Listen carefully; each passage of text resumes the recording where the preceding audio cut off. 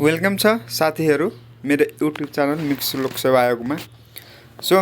आज तपाईहरू समक्ष लोक सेवा आयोग सङ्गठित संस्थाको पदपूर्तिको लागि लिने पाँचौं तह न्याप सुभाष सरहको परीक्षाको लागि प्री टेस्टको लागि यस प्रकारको पाठ्यक्रम हेर्न सक्नुहुन्छ हैन।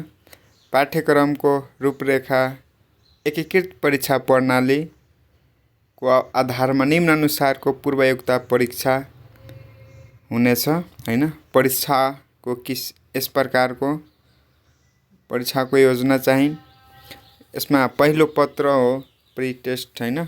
सामान्य अध्ययन, सार्वजनिक व्यवस्थापन र आधारभूत सक्षमता परीक्षण हुन्छ। यो 100 पूर्णाङ्कको हुन्छ। उत्तीर्णाङ्क पास मार्क्स तपाईको 45 हैन। परीक्षाको प्रणाली वस्तुगत अब्जेक्टिभ बहुवैकल्पिक मल्टिपल चोइस क्वेशन हुन्छ। 50 वटा प्रश्नको 2 अङ्क भारको सोधिन्छ, जुनको यसको समय रहेको छ 45 मिनेट हैन।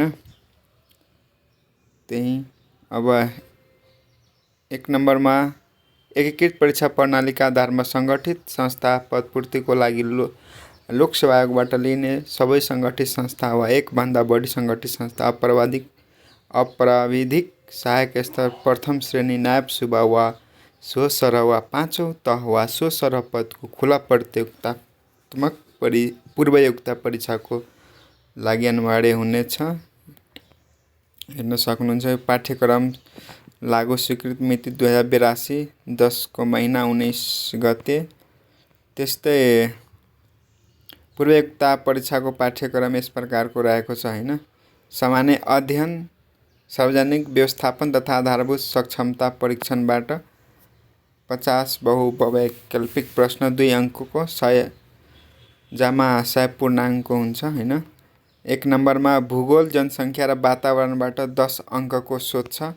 त्यस्तै 2 नम्बरमा इतिहास, संस्कृति र सामाजिक व्यवस्थाबाट 10 अङ्कको सोध्छ। त्यस्तै 3 नम्बरमा नेपालको आर्थिक विकासबाट 10 अङ्कको सोध्छ। त्यस्तै 4 नम्बरमा संविधान र शासन व्यवस्थाबाट 10 अङ्कको सोध्छ।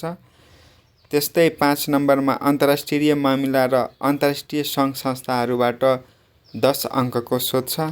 त्यस्तै विज्ञान, प्रविधि, जनस्वास्थ्य र समसामयिक विषयबाट 10 अङ्कको सोध्छ।